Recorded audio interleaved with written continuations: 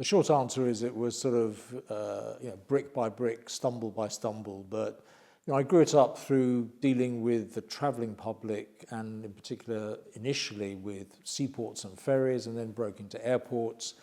And then from that started to do international things, and gradually grew the network around the world. And then probably the biggest acquisition that helped us propel the expansion of the business was when I bought the Thomas Cook financial services business back in 2000, 2001.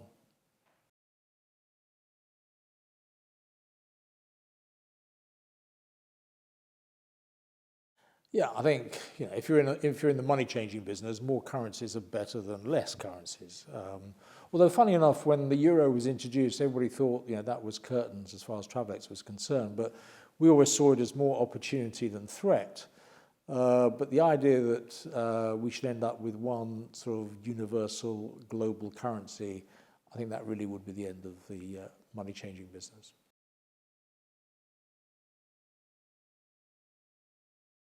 I'm quite nervous about them. I mean, I have a fundamental problem with any form of currency ecosystem that is not underpinned by some form of government or central bank structure.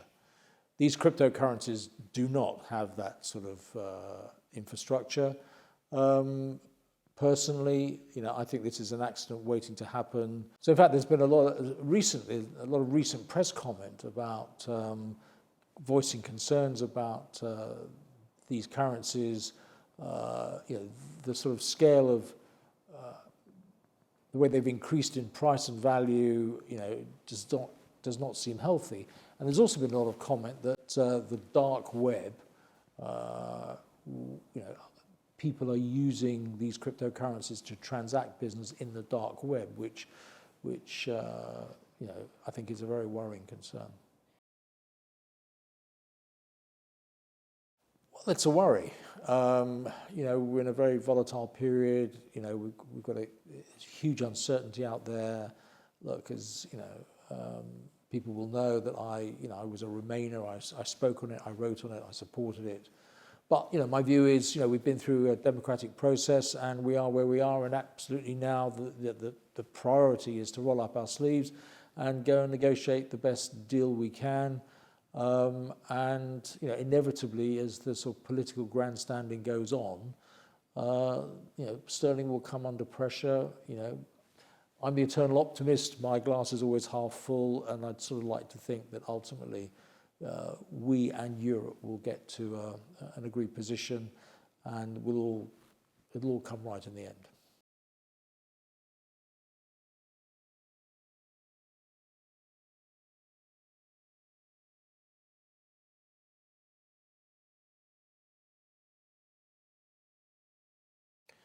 Look, I think it's not easy to set up a business, although I think it's easier today than it probably has ever been. I mean, today, with a computer, a laptop, you can set up a business from your bedroom. I think there are probably 4 key themes that I think are important to set up a business. Firstly, persistence, not always taking no for an answer. Secondly, stick to what you know and who you know. I mean, we all know our strengths, we all know our weaknesses. Stick to what you know and who you know, and you should, by and large, stay out of trouble. Thirdly, it's important, I think, today to think a little bit unconventionally. Conventional thinking will only ever produce conventional results, and in today's competitive environment, I think it's important to think a little bit differently. And finally, I think it's about self-belief. You can have all the advisors and mentors in the world, but ultimately, it's got to come from within inside, and you've got to feel that absolutely this is something you want to do. And however much advice you have, however many people there are around you, it's really believing that you're up for the challenge ahead.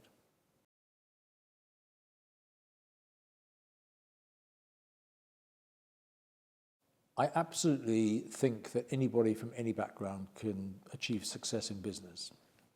And if you think about some of the great historic Jewish businesses that were founded, so I'm thinking here, Tesco, Marks and Spencer's, there were 2 businesses that were founded by 2 guys from market stalls. and they became huge, successful, legendary businesses. I think of some of the other big Jewish businesses, again, in most cases, they all started from very humble origins.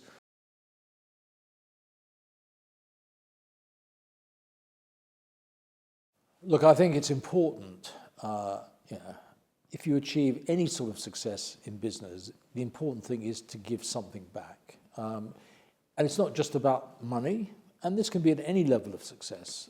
I don't think it's just about giving money. Money is important to financially support the charities and the causes you're attracted to or mean something to you. But also it's about giving time. In my case, I was fortunate enough to build a successful global operationally intensive business. I'm used to having lots of plates spinning. I learned a huge amount, and one of my greatest privileges and pleasures is actually to try and channel some of that experience back into helping charities achieve their objectives.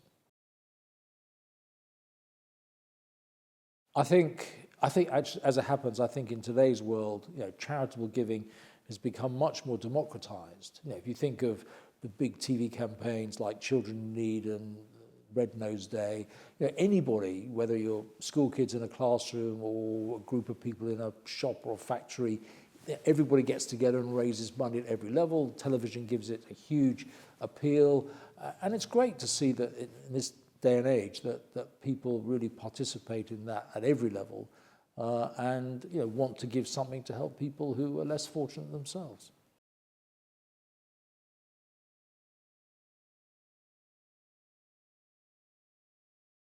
I considered myself very fortunate, very privileged to be a member of a community that has historically always punched above its weight.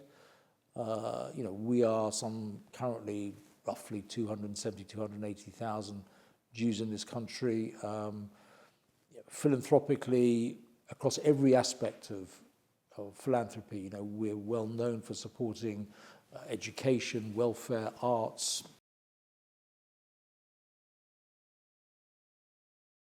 Well, unfortunately and regrettably, I think anti-Semitism still, looms ominously. And in my capacity as deputy chairman of the CST, this is an organisation I've been involved with for 25 years. The problem has evolved from being back then a sort of predominantly right-wing problem into being a very different sort of problem today. It's something that unfortunately will never go away, I don't believe. And we have to remain vigilant, and important that we do everything we can to protect, defend the community, because if we can't go about our Jewish lives however we want to do that, then we're no community at all.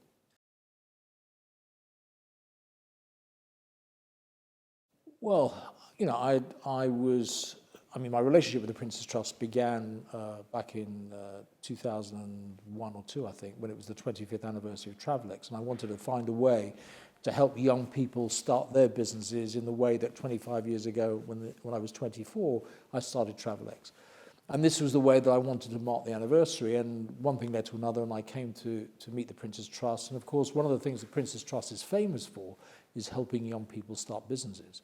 So that was the beginning of a journey that ultimately led to me joining the board some 8-9 years ago. And then some 2.5 years ago, I was invited to become chairman. And it's an amazing organisation.